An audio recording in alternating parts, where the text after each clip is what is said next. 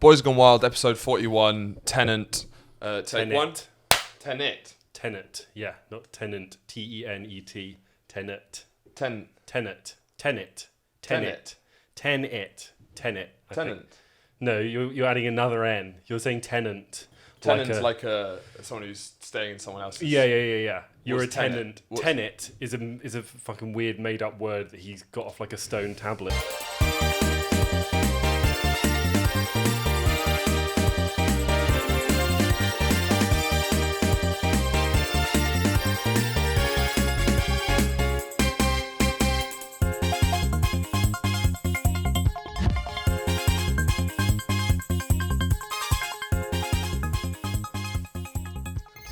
Hello and welcome back to another. This is a special episode of Boys Gone Wild. I've got my good friend Sam Eley. He's a comedian, but there's nothing of him online, so for all intents and purposes, he's not. He's coming on the show as the second time. This is the first person to be a guest twice on the show. But once again, because he has no profile online, we're not going to ask him questions about him.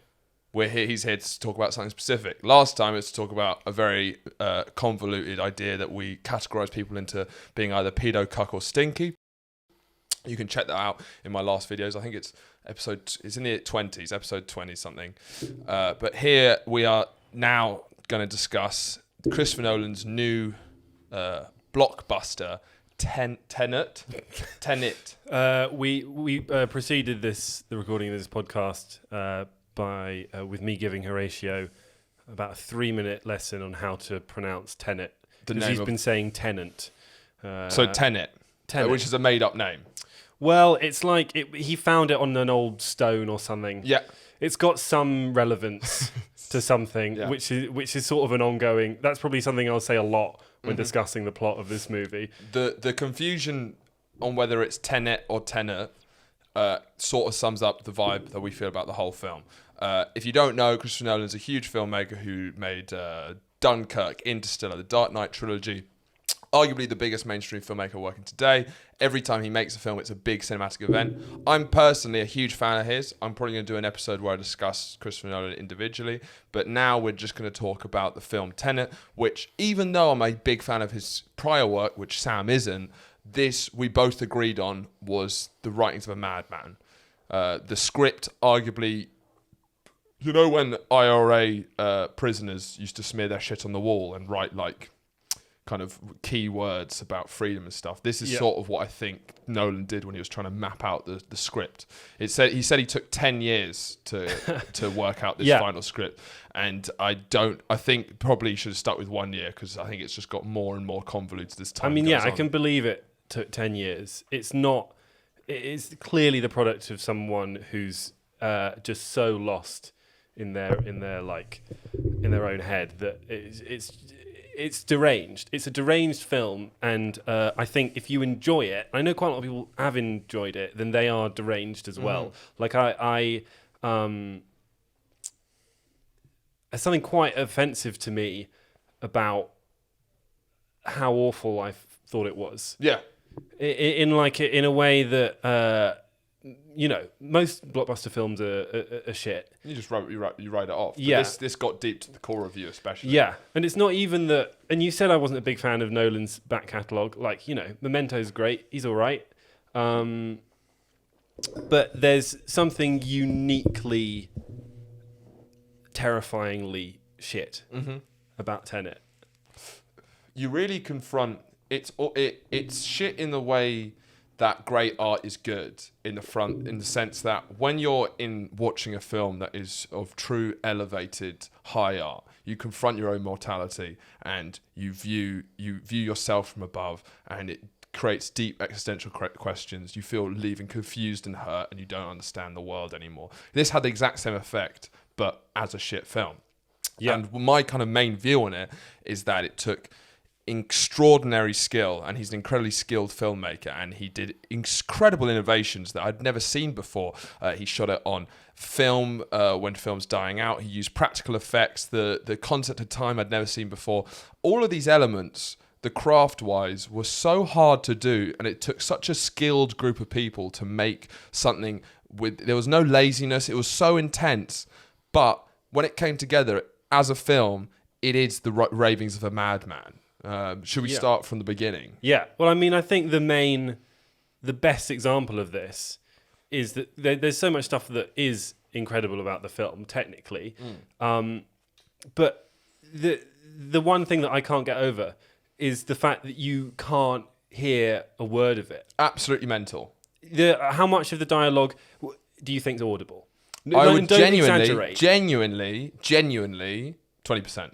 20%. Yeah, I was going to say maybe 40%, but then, when you're missing half of it, there's just no way to put. You can't hear a word they're saying. We went to see it in a cinema in Dalston, in London. I don't think there was anything wrong with the speakers. Like, I went in hearing people complain. This is a big thing that people have been complaining about. And I read briefly before going in a big review that was saying that that the sound mix was bad.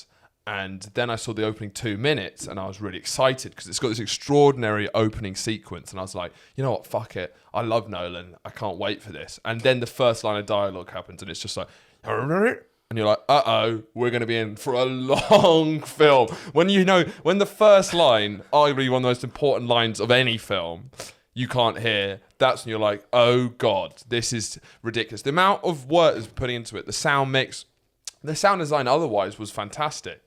But when you can't hear what they're saying, while there's arguably the most complex plot put into mainstream cinema ever, I'm going to come out and say that, into mainstream blockbuster, the summer big blockbuster film. I don't think any blockbuster film has ever had a more complex plot, and you couldn't hear the dialogue. It did read like a fever dream. It was truly upsetting. It's insane. And there's a lot of dialogue, and the dialogue's important.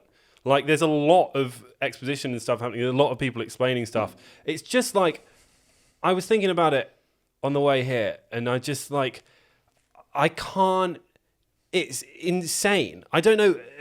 People must have asked Nolan how this has happened, right? Mm-hmm. Or the production company. Like, do you know what the budget of this movie was? Must have been hundreds. 200 million. Yeah. Right? And every movie like that, there's going to be endless test screenings, right? It's been in production for ages. Like, I don't understand how it's possible. It's like they made the movie and they found at the end of it that there was like a bit of poo on the camera the whole time. And they were just like, let's put it out. It's fine. Nolan's like, no, I wanted it there. I wanted the bit of poo there. Are you sure? There's a whole chunk of shit in the corner visible for the entire film. I like that. I did that on purpose. It was a creative choice of mine. It did feel like that because he must have. I mean, they had to know. How could they have not known? They like, I'm at the point where I'm like, did they just not watch the movie, or are they just listening with headphones? With headphones. Surely. I don't know. I mean, because I've heard like a mistake that some musicians, music mixers make is they only listen to it with great speakers, and most people listen with shitty headphones. So like top music producers often listen with like shitty Apple headphones so they can understand what that experience is like. Yeah. Maybe something like that happened. So with one of the biggest film production companies in the world. Where they only did it in their plush sound room and they perfected it in that one room. And then when you take it out to any wider space. But he must, sitting in the premiere, but I tell you why. It's because Nolan knows this film inside out. He's a maniac. He doesn't have a phone. He kind of is He's an obsessive filmmaker. This is all he does. He's a full auteur. He's a true filmmaker. This is all he's thought about for like 10 years. Yeah. This is in his mind. He knows it's inside out. He's really careful with all these things, but he knows it so well that he understands the muffled dialogue. So when he's sitting there, obviously he knows what is being said because he's been gone over it so much. And obviously that is the problem. With him having this much control. He has this much control, which is unparalleled, arguably, because even though there's directors who get big film budgets, they often have lots of caveats. Because he has his own production company, because he literally makes billions of pounds every single film. Every single film he makes is a smash hit. He's in that kind of unparalleled class where he has complete control and endless money, which I really don't think even Scorsese had to go to Netflix to get The Irishman made because they knew that even though he's a huge director, he's not going to make the money back. Nolan managed to get in the cinema, shooting on 70mm film, the most expensive way to shoot film, complete control.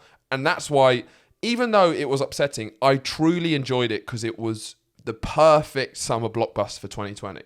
It really was. It was the perfect... Of course we can understand the dialogue. Of course! This has been the maddest year in any of our lives, and the defining summer blockbuster, which is a cultural signpost of any year, a way to look back on, like 1997. What was the big hit that year? What was the summer blockbuster? Our hit was Tenet, and it was perfect because it was modern, it was new, it was utterly incomprehensible, and it was upsettingly ill thought out. Yeah, you know? I'd not thought about it like that, but it's going to work as a time capsule. Like, how bad was 2020 really? Oh, they forgot how to Time talk. capsule or untimed capsule. Oh, wow. Well, I imagine that's the sort of thing that Nolan says in his pictures to fucking Warner Brothers or whoever it is with a raised eyebrow. And they're like, yeah, come on. Oh, God. So let's go more into the plot. Okay. So it sort of starts out, before this we discussed whether we were going to give spoilers away. And then we came to the realization that we can't give spoilers away. There's nothing to spoil because there are a lot of twists, but there's so many twists that they cease to become twists. Does that make sense? So though we will try and decipher this film and talk about plot points that may be classed as spoilers, they are not spoilers, trust me. I am a huge believer that you should never ever get your phone out in the cinema. It's like a real principle of mine. I don't put it on silent. I turn the phone off. I agree. But during this, me and Sam both got our phones out to look at the plot on Wikipedia. And weirdly, it made less sense. I had my phone out the entire movie, was following the plot on Wikipedia, the entire film, scene by scene, and I have no idea what happened in that film. Not a clue. That's why I can't spoil it, because I don't know what's happened. I read the plot again today. It makes absolutely no sense to me. I can describe the pictures I saw on the screen. But I feel like I'm describing a dream that I've had. It has a real feverish dream quality. But for the plot, it starts out with this incredible scene of this sort of terrorist attack, and you've got the main character called the protagonist. They're not going to call him a name. Maybe in a minimalist art film, it would be cool to not name your main character. But in a film as complicated as this, it just adds to the confusion. I think that the lack of the name really speaks for Nolan's complete lack of interest in any kind of character development or any having any coherence to the plot. It's an unnamed character going on an unknown mission, working for an unknown company to stop an unknown man with an unknown technology from ending the world in some unknown way. All of that, again, but backwards as well. So whatever he just said there, double it and reverse it and then flip it and then mix it all together. And I'm sure Nolan would say like the lack of, all of this lack of explanation is sort of to make it more mysterious or exciting, but it's not. It's because he doesn't care. Nolan cares about his big set pieces and his exciting sci-fi idea, and has absolutely no interest in making any three-dimensional characters. You're Christopher Nolan, and I'm the production company. Can you try and pitch this film to me?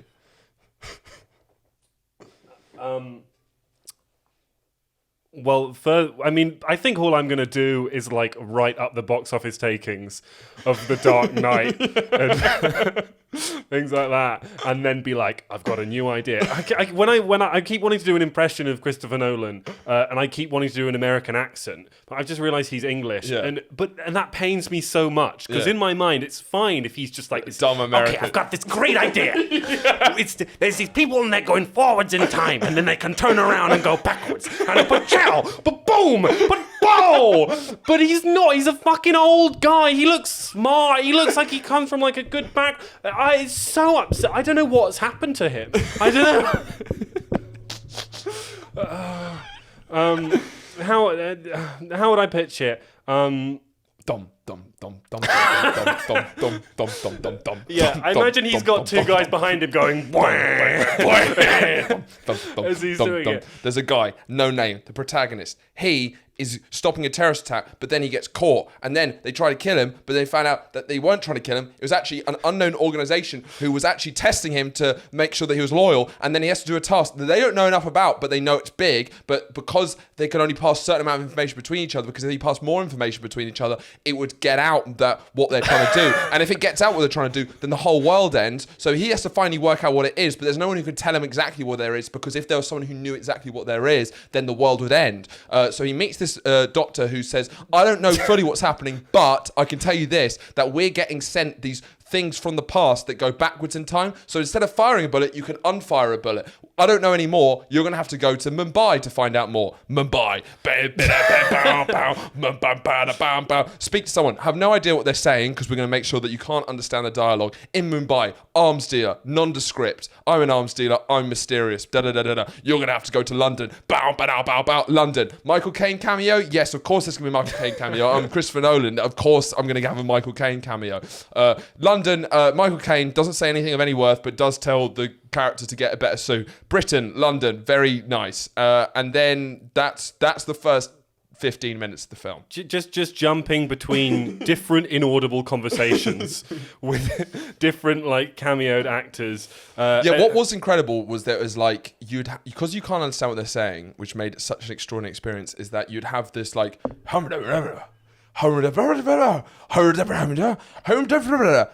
cut Mumbai, and it would just be like cut London, Oslo. The way that you don't understand what they're saying, and then it cuts to a new place. It's so strange for your brain to get your head around. And one of the kind of, when I realised that it was going to be an unbelievably convoluted plot, is to begin with, this is all unknown, so it looks like I'm trying to not give the plot away. This is the plot. He's from an unknown sort of like police agency or something, trying to stop an unknown terrorist organisation, and then he gets captured by that unknown terrorist organisation, and they try to torture him to find out who hired him, and so they, with pliers, take every single one of his teeth out. So they're just taking it out. He's in immense pain, but then he managed to, when they're not looking, slip himself a cyanide pill and managed to kill himself. This is the first 3 minutes. This is the first 3 minutes of the film. The cyanide pill was a fake cyanide pill. He wakes up. It was a test. But they did actually pull his teeth out. They did actually pull his teeth out. So it was a test to see that he was committed, and that under torture duress, he would still not tell the secrets, even though no one actually knows what's going on. And he's completely fine with that. So he wakes up, and they're like, I'm sorry. He didn't even apologize. He goes, basically, he's got all new teeth. So it cuts, he's woken up, all new teeth, completely healthy, even though he's just been utterly traumatized. All his teeth have been removed. And then they tell him his task, and he just accepts it. There's like no doubt that these people who to test him have removed all of his teeth. He just doesn't give a fuck. It's a really interesting character who's that driven. Though one thing I will say is the physicality of his performance was extraordinary. Like, because the set, this is what I mean, is it was exhilarating.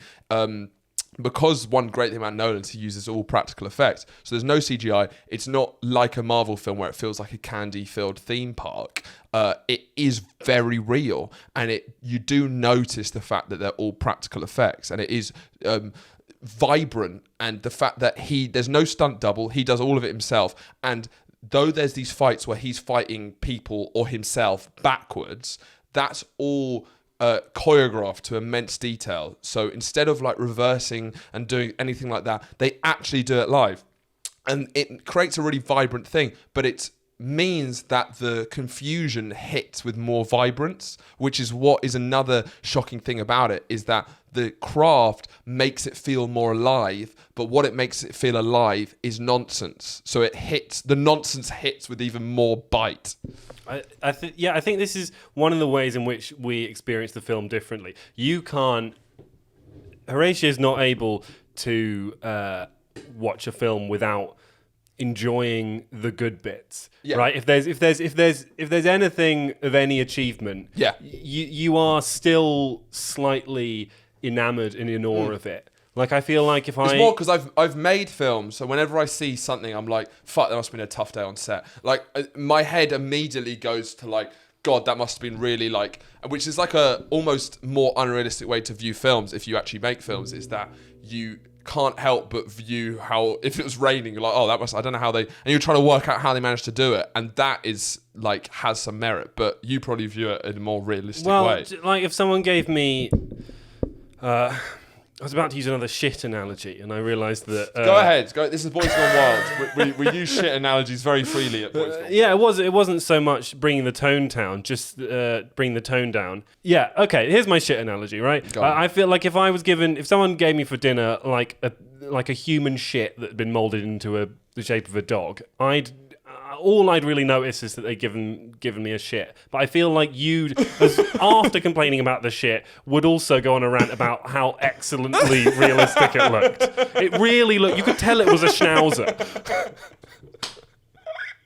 None of these things. There were obviously incredible things about the film, but you couldn't hear it. It doesn't even matter that you couldn't understand it. It doesn't matter that there are no women in it. It doesn't matter that the sci-fi thing is broken and the paradoxes just like render the whole thing void. All of the other shit things don't even matter because you couldn't hear the film.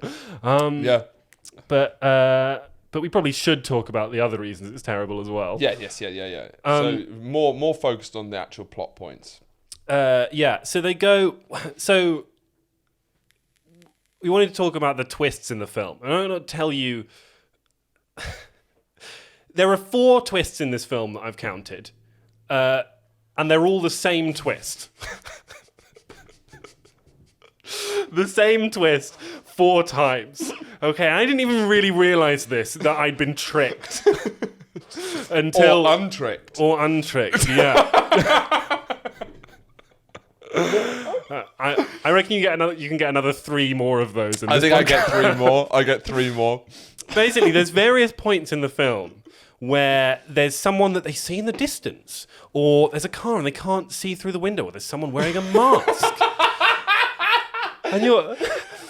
And Nolan's going, "Oh, who's that? Who could that be? Who could that be in this film where people come back from the future? Who could that person who's slightly obscured from view be in this film with 3 or 4 central main characters and no one else of any relevance? Who could the person who a woman's like, oh, I've seen a woman jumping off a boat. It's her. She's the woman. It's him in the mask. It's them in the car. It's his mate. It's It's so obvious, right? It's like 99% of the film is the most convoluted plot that I can't even begin to understand. And the 5% that he does give me is the most predictable, boring thing. If there was just some middle ground, if he could just, all of his cryptic clues either like it's a fish and it rhymes with Boona, or it's in like an ancient language that no one understands. There's no middle ground. Did you understand World War III was at risk? No, because they don't really go into it, because that's what it seems at the beginning of the film, like it's a war from the future, but then we never find out what that war is, and it seems to be about the oligarch. I can't even begin to analyze that. The thing is, the overall plot, I don't think does make sense, right? It's like a generic war that some guy with no real motivation is creating for some reason. I don't think even Nolan gives a fuck about that. He just wants to play around with his clever new time travel thing he's invented. It's like time travel, but slow. There's one really hilarious scene. So Christopher Nolan has like a hallmark of using Michael Caine in all his films. He's done it since Batman Begins. He did it in The Prestige. And as Michael Caine's got older and less relevant, he's played kind of less relevant plot parts, culminating in Dunkirk, where he's merely a voice on the pilot's radio. His cameo in this is the most irrelevant one so far, because there's a scene, this is why it's kind of, you assumed he was American, and I knew he was British.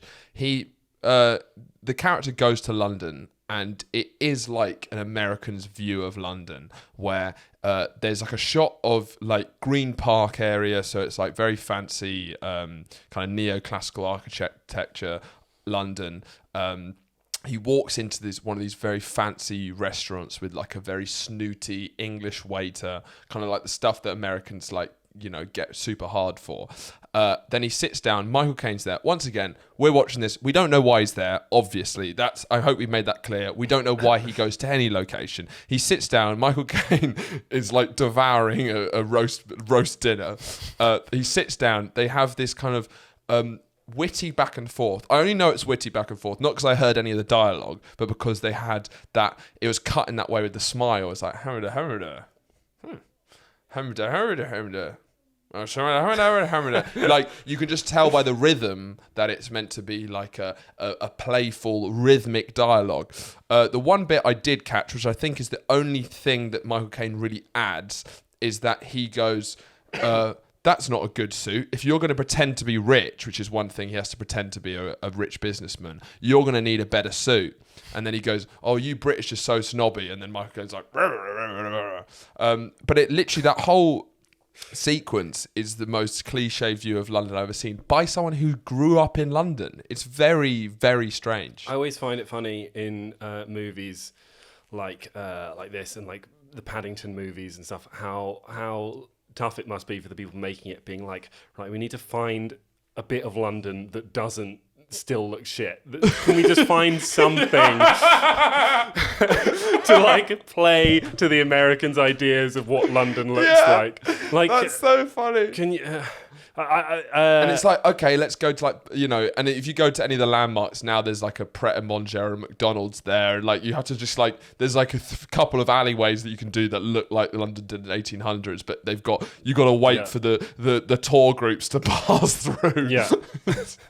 But my favourite bit of the Michael Caine thing was, like you're saying, he's getting progressively smaller roles in Nolan's films. The movie the scene with Michael Caine ends with they have the conversation. The protagonist is walking away, leaves the table, turns away. Which is his name, by the way. The protagonist is the protagonist's name. He's walking away, about to leave the room, turns around and looks at Michael Caine in the eye and says, and as I say this is so insane that I'm worried that I've made it up, because I can't really believe it happened. It's the only bit of dialogue I understood in the whole scene.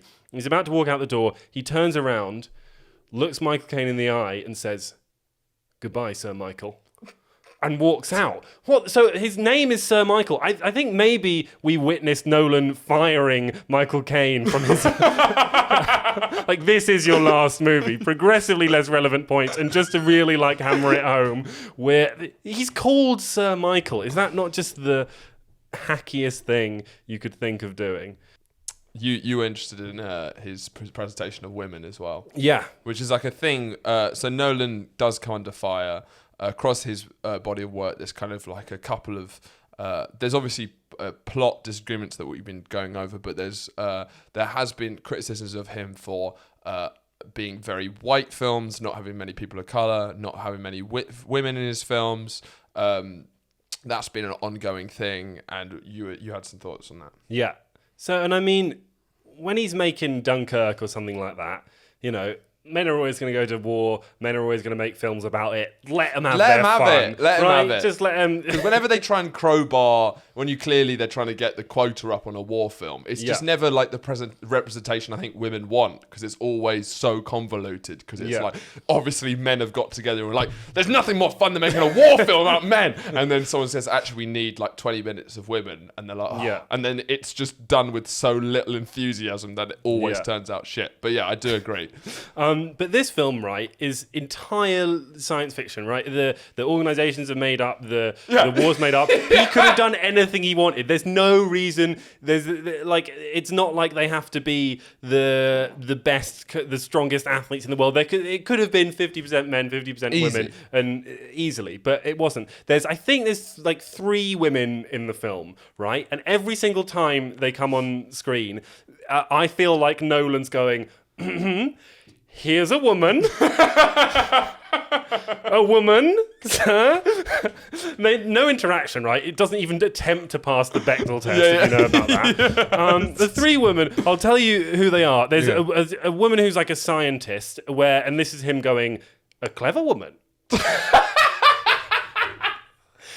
A clever woman. She's in there for 2 minutes, explains some science shit. Also, just one thing, just on that scientist. To make it even more confusing, during the plot, she's an Anglo-Russian scientist. She's on screen for about 2 minutes, and her accent is half Russian, half English. That's how sadistic Nolan is. That he chose, if she was the main character and she was Anglo-Russian and they went into her heritage, that might be... When you're like a 2-minute character and you make her accent by a French actress doing an half English, half Russian accent, it just shows how little he gives a fuck about making any sense. But sorry, Yeah. Anglo-Russian. Then the second woman I'll talk about is one of the main characters who's like, I don't know, is she a love interest? I don't give a fuck about this film. I don't know. But she's thick as shit, right? She sort of bumbles around, gets everything wrong, and then towards the end of the film, she does some stupid thing because she's emotional and, and almost destroys the world, knowing she's doing it. Yeah, nearly causes World War III to start. Just like for her own selfish reasons. Yeah, because she's so emotional. Not even good selfish reasons. Yeah. Just because she's a bloody woman, and that's what they're always going to be like, aren't they, Chris? But then my favourite one is the scene where they go to find the head of this organisation, right? The head of this organisation, and they get there and it's a man, right? And they talk to the man, and he's a very serious-looking kind of like. He looks like a Nolan man, if you know what I mean. It has that gravitas of power. Yeah, and he comes in. He's in with his wife, and he's like, "You stay there, wife. I'm going to go out and talk to the men." And you assume because it's a Nolan film, you're like, "That's just what happens. Women are background characters." Yeah, and then they talk to the guy and this head of the organisation supposedly, and when this guy realizes the main characters are legit, he reveals that he's not actually the head of the organisation. The real head is his wife. And out she comes. And I imagine when Christopher Nolan wrote that, he was like, round of applause. No one was expecting that. The business leader was the woman. There were 5 twists in the film.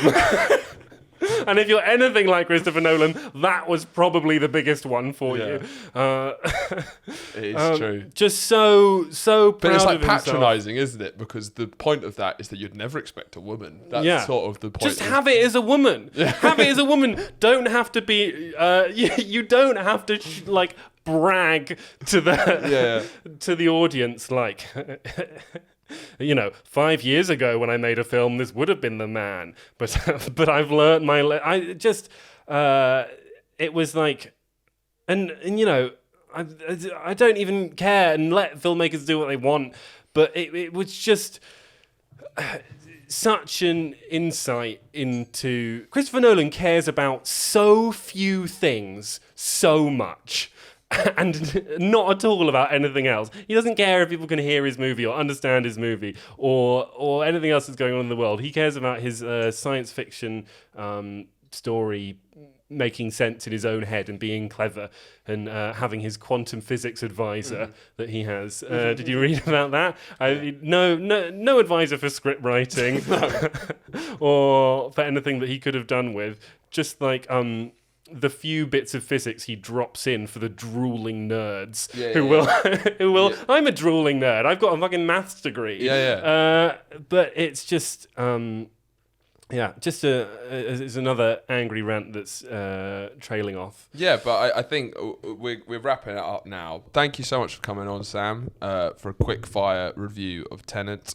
I don't know if is it still out in cinemas? I'm not actually sure. I probably should have researched that before. But thank you very much. Where can people find you online? You can follow me on Twitter. I've got 112 followers. Yeah. For more fiery takes. But I did a tweet today. Got no likes in 20 minutes, and I deleted it. Okay, so that's sort of if you want to find out more about Sam, tough luck, because you can't. Are you doing any gigs soon? Probably. This is that come out, but it comes out like Friday normally. Well, then I was doing a gig yesterday at the Blackout. So if you discover one of Christopher Nolan's turnstiles and can go back in time, if you can go, if you can harness untime, then you can maybe go back and see Sam crush at the Blackout. Do you have anything you want to plug or anything of any value to say to end the podcast? You're allowed to say no. I'm sort of obsessed with recommending things that I think are good. Oh yeah, go on. Yeah, that's good. So I feel like I should recommend something that I think is good. Yeah, that's good. Go on. Do you want to recommend? Do you want to recommend a film, a TV show, podcast? Yeah. Or is that too much? Yeah. No, I do want to do that. Okay, so do you want to start? Which one do you want to start with? All right. Film, TV show, podcast. This has got nothing to do with anything. That's fine. But these are just amazing things that everyone should watch. There's a movie called System Crasher. Yeah. I think it's German, but it might be Scandinavian. System Crasher. Watch that. Known as no one's heard of it. It's just an amazing film. Watch it. Yeah. TV show. TV show. These things all couldn't be more different from Tenet. There's a TV show called Olive Kitteridge from 2014 that no one seems to have watched. It's a miniseries, isn't it? Miniseries, yeah. 4 episodes long. Francis McDormand, Bill Murray, a bunch of other people. Yeah. It's just fucking incredible. Like, just really amazing. And then podcast. There's a podcast called Futile Attempts. Okay. It's just come out by Kim Noble, who's this comedian / almost performance artist, which you should ignore that if that puts you off. And he just does these insane things. He's like even more deranged than Christopher Nolan, but he manages to create the most incredible. Just listen to Futile Attempts. It's amazing. And I would recommend film Putney Swope, 1968 film by Robert Downey Sr. It's a extraordinarily bold film filled with a lot of spirit, and it's a great satire of American corporate culture. One of the most free kind of thinking films I've ever seen. Highly recommend. The best place to watch is on YouTube. That's the best link I could find. Really opens up your eyes to the possibilities of film. TV show, me and Bibi have been watching the seminal anime Neon Genesis Evangelion, and it's truly extraordinarily good. I'm actually starting to really get into anime as an art form. And then podcasts, I've been listening to one of the growing movement of dirtbag leftists who are sort of like the anti-woke left, and these two girls who are like second generation Soviet immigrants from America, called Red Scare. That's what I'd recommend. But thank you so much for coming on the show, Sam, and I'll see you guys next week. Cheers.